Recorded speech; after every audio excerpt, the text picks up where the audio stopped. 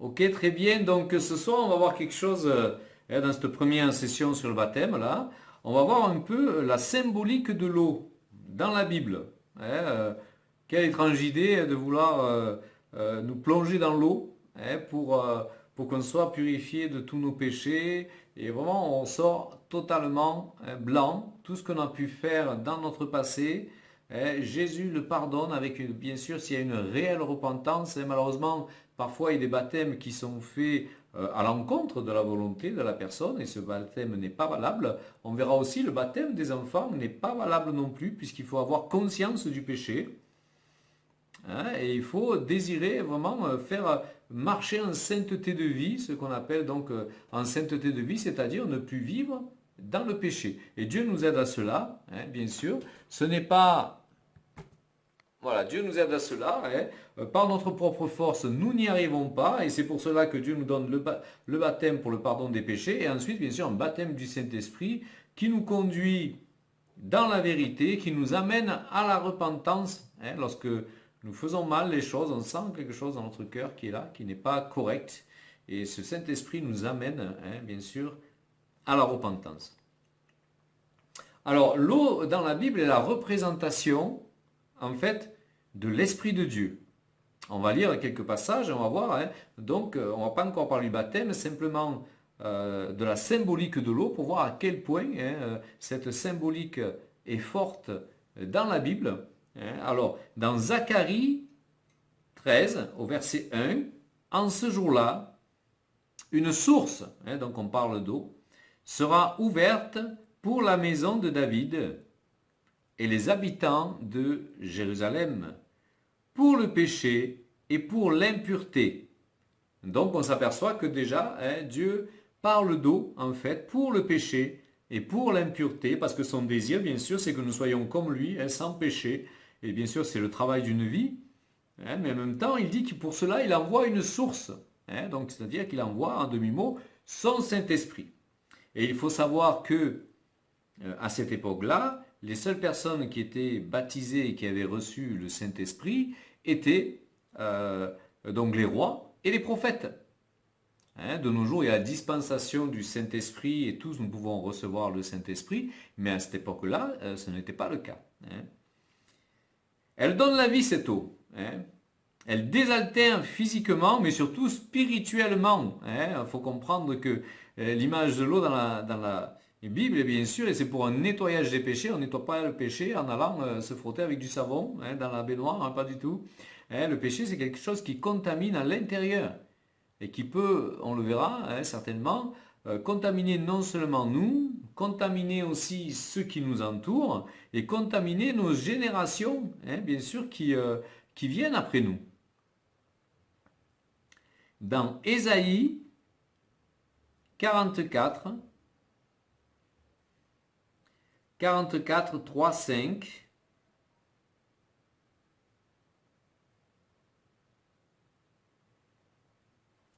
Ésaïe 44, 3, 5. Car je répandrai des eaux sur le sol altéré et les ruisseaux sur la terre desséchée. Et là, on voit que Dieu parle de nos âmes et de nos cœurs avant cette rencontre avec lui. Pour lui, nous sommes comme une terre desséchée, un sol désaltéré, rien ne peut pousser, rien ne peut vivre. C'est une terre inculte, on ne peut rien faire avec une terre comme cela. Et il donne sa solution, et sa solution, en fait, ce sont ses eaux et ses ruisseaux. Je répandrai mon esprit sur ta race et ma bénédiction sur tes rejetons. Et là, il y a une promesse de Dieu que non seulement nous, il va nous donner cette vie avec son esprit, mais que plus tard, même dans d'autres passages bibliques, il est dit que 1000 générations après seront bénies à cause de notre foi et à cause du fait d'avoir marché avec intégrité devant Dieu. Et ma bénédiction sur tes rejetons. Ils pousseront au milieu de l'herbe comme des saules près des courants d'eau. Donc il y a une notion aussi dans cette bénédiction qui vient avec le baptême de prospérité. Rien ne peut manquer. Dieu est toujours là. Et donc auprès des courants d'eau, un courant d'eau ne s'épuise jamais. Donc c'est-à-dire que constamment, il y aura la bénédiction et le fleuve de Dieu qui est là pour alimenter cette image, ce sol. On a tous vu des sols déjà centenaires ou alors auprès d'un courant d'eau. Ils sont vraiment énormes. Celui-ci dira, je suis à l'Éternel. Celui-là se réclamera du nom de Jacob. Cet autre écrira de sa main à l'Éternel et prononcera avec amour le nom d'Israël. Donc on voit qu'il y a une promesse aussi de conversion sur nos enfants, puisqu'on dit que ces enfants, ces sols qui sont imagés par cet arbre, on dira « Je suis à l'Éternel ». Il y a une appartenance. Je suis à l'Éternel. Il y a une appartenance à Dieu. Comme c'est beau de voir un enfant qui dit « Je suis à l'Éternel ». C'est quand même magnifique de voir ça. Celui-là se réclamera du nom de Jacob, c'est-à-dire aussi d'une tribu qui appartient à Dieu. Donc il se réclamera, c'est-à-dire que contre vents et marées, il dira « Moi j'appartiens à l'Éternel. Rien ne peut m'enlever de cela. » Cet autre écrira de sa main à l'Éternel. Encore un titre de propriété. Donc il y a des promesses avec cette restauration, avec le fait de vouloir s'engager avec Dieu. Il prononcera avec amour le nom d'Israël. Alors ce qui est quand même détonnant, c'est qu'on est dans l'Ancien Testament et que ces eaux qui symbolisent le Saint-Esprit et le baptême nous dit que nous, en tant que chrétiens, il y a un amour qui va venir dans notre cœur pour Israël. Et c'est un amour incompréhensible parfois. Moi, je suis tombé amoureux d'Israël. Je n'étais jamais allé en Israël. Je ne connaissais rien d'Israël. Et puis voilà, il y a ça qui est venu dans mon cœur. Et maintenant, je suis passionné pour Israël. J'aime Israël. Alors, c'est un symbole de renouveau. On a parlé de désert. On a parlé d'eau et d'arbres qui poussent. C'est un symbole de renouveau. Alors qu'il n'y a plus d'espérance. Combien de fois on a pu regarder notre vie en disant on est foutu. Comment est-ce qu'on va sortir de cela? Quelle est la solution? Moi, ça m'est arrivé, je ne sais pas vous, mais moi, de me dire, mais quelle est la solution? D'être dans des tourments, et je me dis, j'ai pas de solution, être au bord de suicide, je ne disais pas de solution, jusqu'à ce que Jésus vienne. Mais je n'avais aucune solution dans ma vie. Dans Isaïe 41, 19, donc le prophète Isaïe, 41, 19,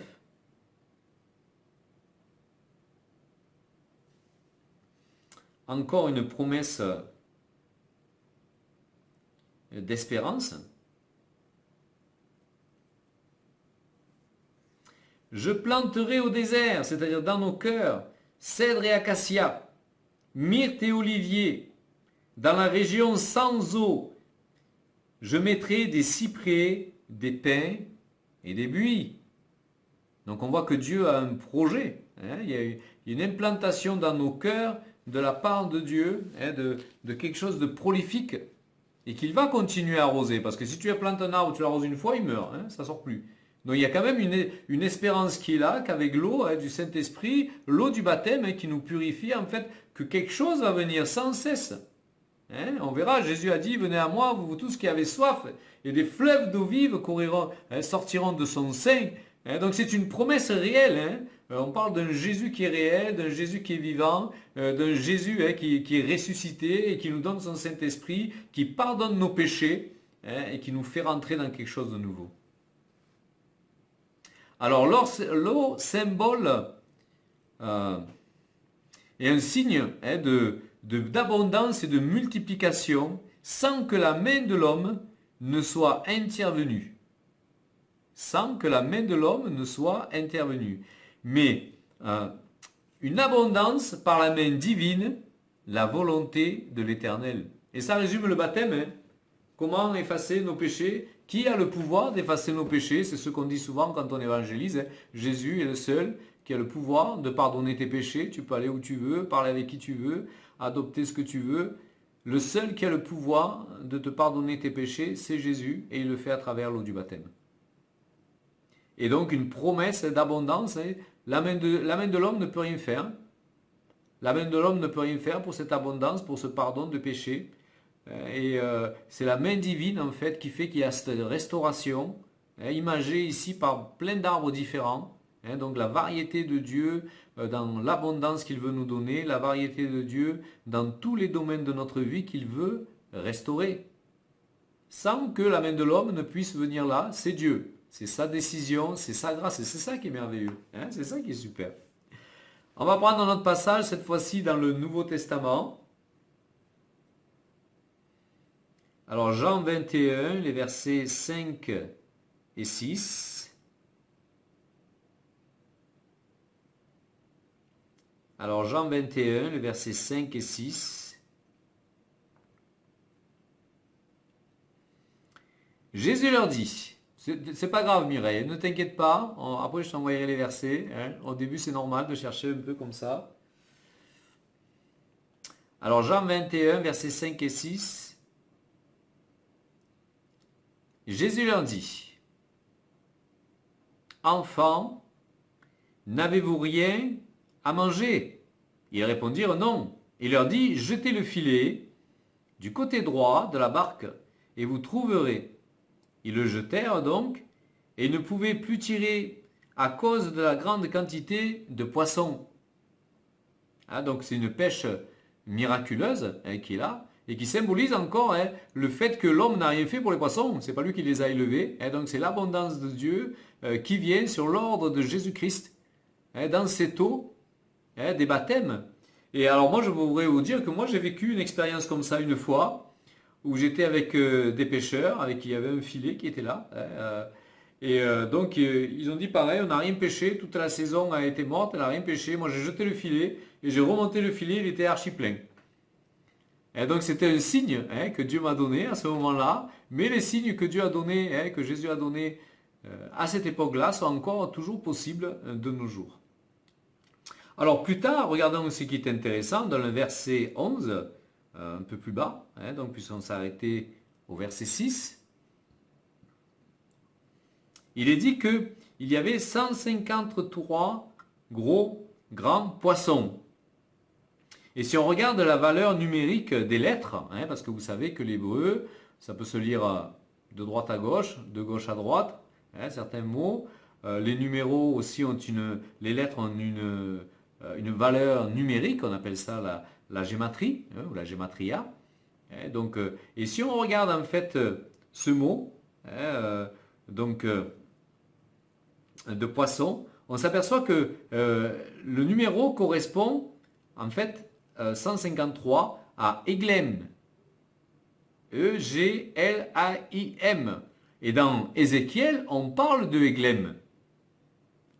L'endroit où les pêcheurs jetteront leurs filets. Donc on s'aperçoit en fait que la bénédiction que Dieu promettait déjà dans l'Ancien Testament, avec ces images d'eau et d'abondance pour ceux qui suivent le Seigneur, Jésus les redonne ici par ce signe miraculeux. En faisant repêcher 153 poissons, en fait, qui correspondent en fait au même mot de Eglim, qui est l'endroit où les personnes qui aiment Dieu jetteront leur filet.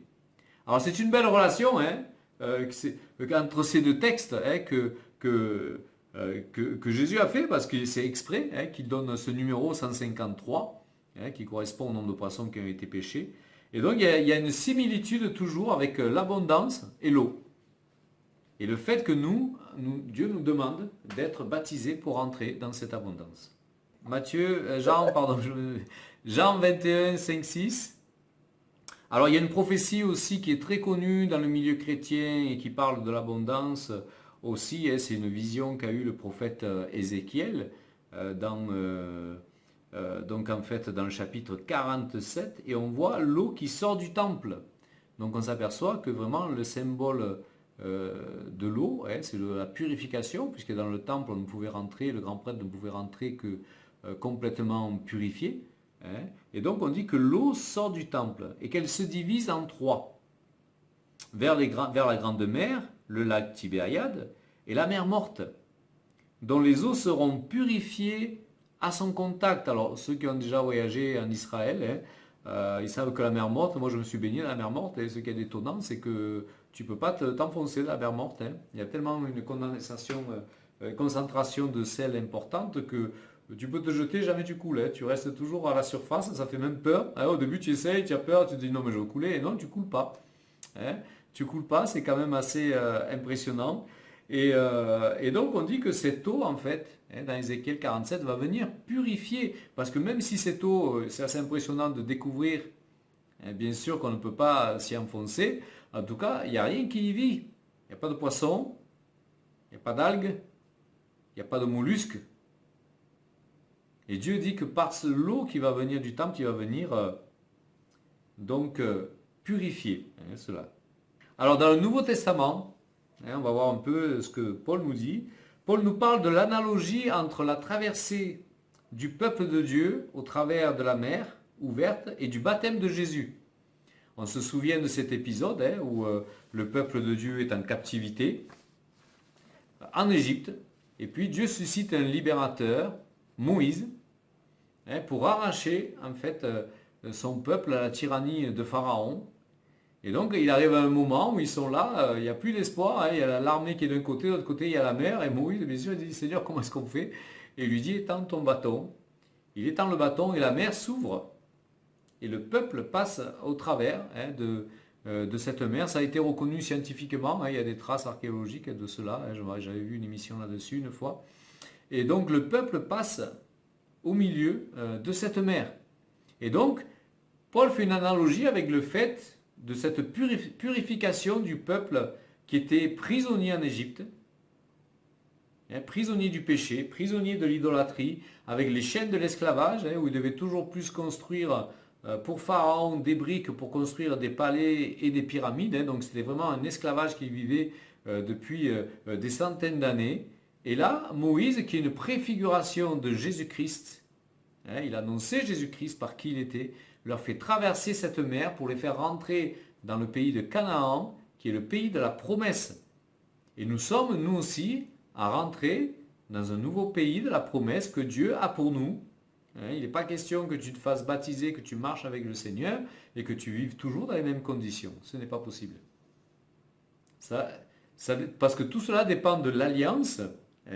Tout cela dépend du contrat que Dieu fait avec toi. Et toi, si tu tiens ta part du contrat, lui, Dieu, jamais ne faillira et toujours, il tiendra ses promesses envers toi. Alors, on voit ce Moïse qui libère de l'esclavage. Et l'Égypte, en hébreu, veut dire enfermement. C'est-à-dire qu'il nous libère de nos enfermements. Que ces enfermements soient spirituels, parce qu'on a besoin de délivrance, que ces enfermements soient physiques, parce que nous avons une maladie, un handicap, que ces enfermements soient mentaux, parce qu'on a des blocages psychologiques ou on est né avec certains problèmes. Donc la promesse de Dieu, en fait, c'est de nous faire passer d'une étape à une autre. Je dirais même d'un règne à un autre règne. Le règne de l'esclavage et le règne de Pharaon, au règne de l'abondance et de la promesse, qui est là, représenté par la terre de Canaan, où le Seigneur dit, je te mènerai dans une terre d'abondance, où coule le lait et le miel, vous habiterez des maisons que vous n'avez pas construites, et vous boirez des fruits de la vigne que vous n'avez pas plantée. Du jour au lendemain, on devient rentier, c'est pas beau ça, Tu n'avais rien, puis du jour au lendemain, tu deviens héritier d'un royaume, mais ça fonctionne. Ça fonctionne depuis 30 ans, je peux vous dire que ça fonctionne. Alors, 1 Corinthiens 10, 1, 2. Alors, livre des Corinthiens, ça se situe à la fin de votre Bible, quasiment. Et voici ce que Paul dit. Frères, je ne veux pas que vous ignoriez que nos pères ont tous été sous la nuée et qu'ils ont tous passé au travers de la mer, qu'ils ont tous été baptisés en Moïse, dans la nuée et dans la mer. Et donc il y a un baptême déjà qui préfigurait déjà le baptême que Jésus est venu instaurer, donner, et qui a été fait par Moïse. Alors bien sûr, ce baptême aujourd'hui ne serait pas bon, puisque aujourd'hui on a plongé dans l'eau. Et eux, ils sont passés à pied sec. Mais en tout cas, c'est une préfiguration, et dans la Bible, il y aura beaucoup de personnages qui préfigurent la venue de Jésus-Christ, c'est-à-dire qu'ils lui ressemblent en beaucoup de points, qu'ils annoncent la venue de Jésus, mais on va dire que c'est un message codé. Joseph, par exemple, pas le Joseph de Marie, mais le Joseph, fils de fils de Jacob aussi, était une préfiguration de Jésus-Christ. Donc c'est des messages qui sont cachés dans la Bible pour le peuple juif et qui pour nous sont révélés parce que nous avons reçu le ministère de la révélation.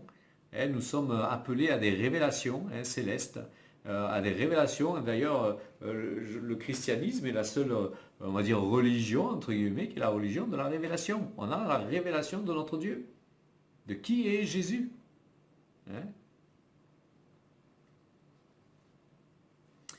Dans Jean 7, 37,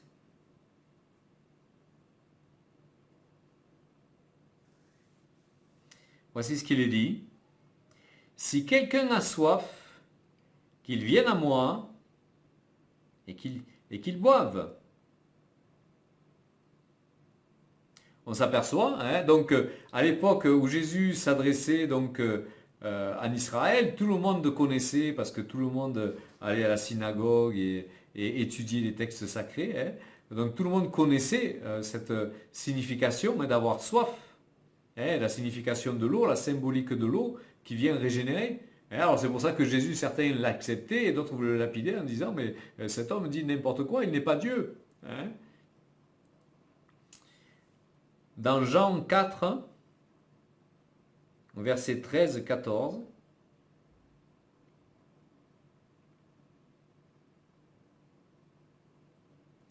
Jésus répondit,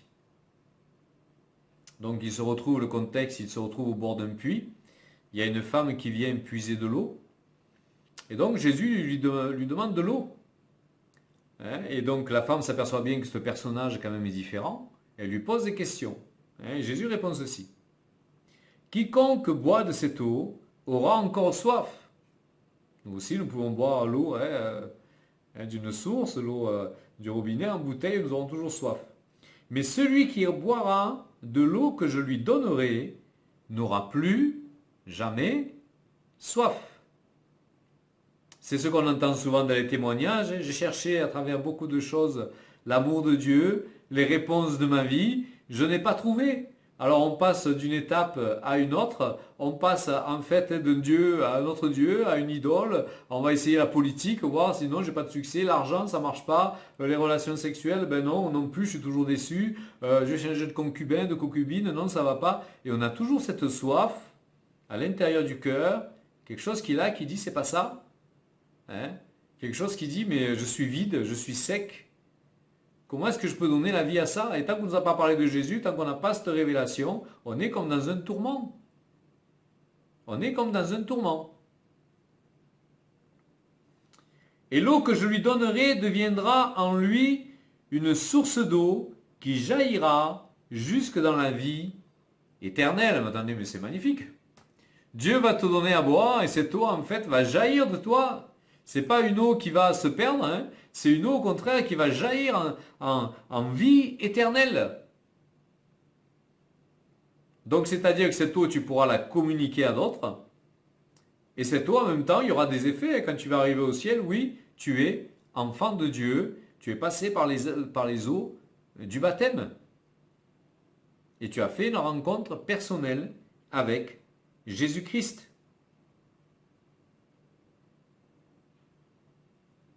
Alors il y a un passage qui est très émouvant aussi. Donc c'est dans Jean, toujours dans Jean 19, 34.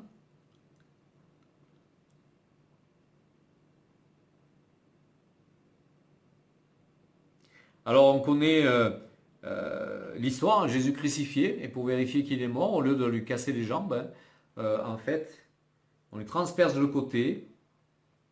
Et de là sort en fait du sang et de l'eau, dit la Bible.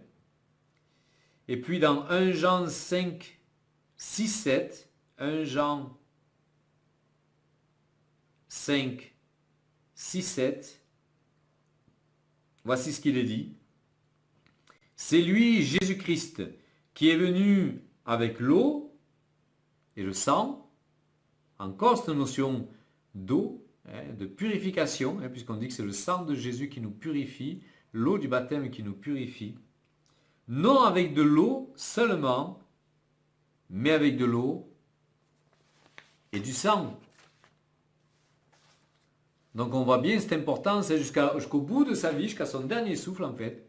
Jésus donnera cette symbolique puissante de l'eau qui purifie et qui lave avec nos péchés pardonnés à cause du fait qu'il soit mort sur la croix pour nous. Et la Bible dit qu'il s'est fait pour nous malédiction. C'est-à-dire que le jugement de Dieu qui devait tomber sur nous à cause de nos péchés, à cause de nos iniquités, est retombé sur lui. Et c'est ce qui nous donne maintenant un libre passage entre nous et Dieu. Le Seigneur, quand il nous regarde avec le filtre de Jésus-Christ. Il nous voit parfait, parce qu'on a accepté ce sacrifice purificateur. Et donc nous sommes acceptés comme enfants. Nous sommes les premiers. Jésus est le premier-né de nombreux frères. Nous sommes tous frères en nous, mais nous sommes aussi frères et sœurs de Jésus-Christ. C'est quand même incroyable de cet héritage que nous avons lorsque nous sommes baptisés. C'est que de suite, il y a une naissance divine qui vient en nous et qui fait que nous sommes comparables quelque part au Fils de Dieu. Souvenez-vous que le Saint-Esprit que l'on reçoit, c'est le même Saint-Esprit qu'avait Jésus. C'est quand même incroyable, non?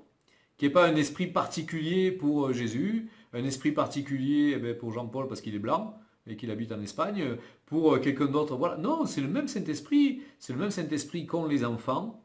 Dieu partage. Et on revient à cette abondance de la terre desséchée et des arbres, c'est qu'il y a vraiment une abondance de la part de Dieu lorsque tu deviens son enfant. Et c'est l'Esprit qui rend témoignage, parce que l'Esprit est la vérité. Il y en a trois qui rendent témoignage, l'Esprit, l'eau et le sang. Et les trois sont en accord. Donc on s'aperçoit à ce moment-là, si on lit le texte comme il est écrit, qu'en fait, bien sûr, l'eau et le sang, on peut dire aussi que c'est l'eau du baptême, mais l'eau aussi qui a coulé de la croix, le sang de Jésus qui nous lave, qui nous purifie, qui nous pardonne, mais aussi l'Esprit de Dieu, que Dieu veut nous donner en surabondance. Alors on va voir encore une dernière analogie avec l'eau avant d'en finir, avant de s'arrêter. Alors l'eau n'a pas de forme. Elle est capable d'épouser toutes les formes.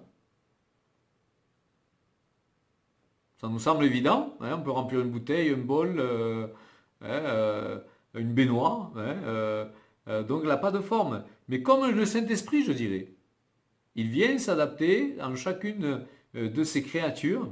Celui que rien ne peut contenir vient habiter dans un corps humain.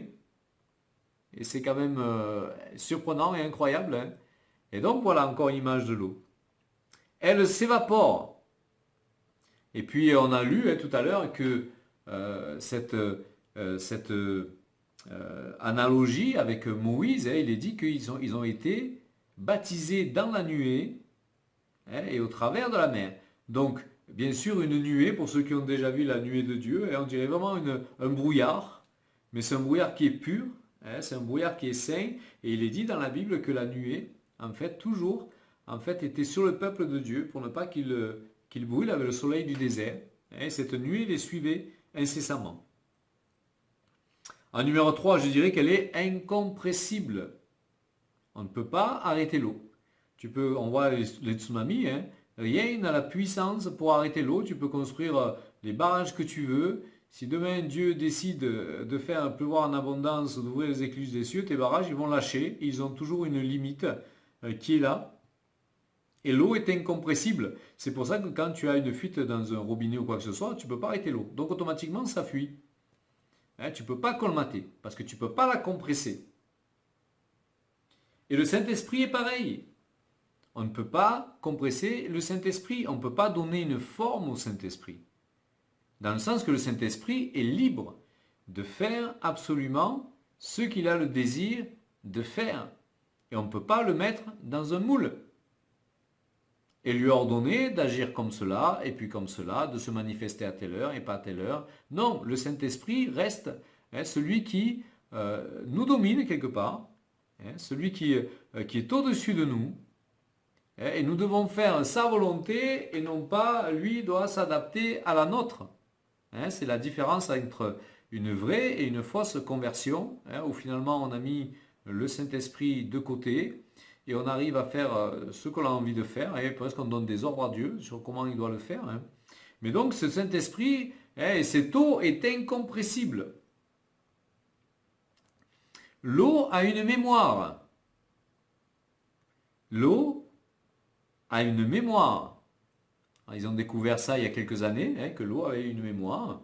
Et je dirais aussi que Dieu aussi a une mémoire, qu'il se souvient de son alliance, cette alliance qu'il va faire avec vous, il s'en souvient, elle est indéflexible, immuable. Dieu ne t'abandonnera jamais, Dieu ne te laissera jamais. La seule façon que tu as de briser l'alliance, c'est toi qui t'en vas. C'est toi qui lâches la main de Dieu. Et je n'ai jamais vu quelqu'un d'heureux qui avait lâché la main de Dieu. J'en ai connu qui 10 ans après sont revenus au Seigneur, qui ont dit tous les jours je pensais à Dieu, tous les jours je pensais à Dieu, c'était terrible, tous les jours je pensais à Dieu. Et il y a vraiment quelque chose qui est là quand tu as été saisi de la part de l'amour de Dieu, qui fait qu'il devienne ton essentiel, il devient ton tout, il devient ton oxygène, il devient l'eau que tu bois, parce que sans eau tu ne peux pas vivre. Et donc Dieu se souviendra toujours de l'alliance que tu vas passer avec lui, que tu vas faire avec lui. L'eau peut servir de miroir. C'est beau toutes ces analogies que Dieu fait avec l'eau. Pendant de nombreux temps, les hommes se servaient de l'eau comme miroir. Et en fait, cette eau, c'est la parole de Dieu. L'eau de la parole de Dieu. Et quelque part, elle nous ramène à nous-mêmes. Et on se voit dans cette eau, on voit notre péché, on voit ce que Dieu aime et ce qu'il n'aime pas, on voit ce qu'il nous demande, c'est notre miroir. On voit ce célèbre passage de Moïse où Dieu vient dans le buisson ardent, et en fait c'est un face-à-face qui est là, c'est un miroir, le mot hébreu veut dire miroir, et donc il y a un miroir qui est là parce que la Bible nous enseigne sur notre cœur, sur la façon de revenir à Dieu, sur la façon dont il désire être adoré. On n'adore pas Dieu comme nous on veut. On adore, c'est pour ça qu'on ne peut pas s'agenouiller devant des idoles. C'est pour ça qu'il y a des choses qu'on ne peut pas faire, des choses qui sont saintes et des choses qui ne le sont pas. Donc on a besoin de la parole de Dieu, de toutes ces symboliques en fait, de l'eau qui est là, cette symbolique qui est très forte et qui nous enseigne en fait qui est Dieu. L'eau c'est aussi le symbole de la matrice, de la vie, là où commence la régénération, la construction, l'existence. Cette eau c'est aussi ce symbole-là. Il y a le symbole de la parole de Dieu et de l'Esprit. Ça, il faut le retenir. Elle est le symbole de la parole de Dieu et de l'Esprit.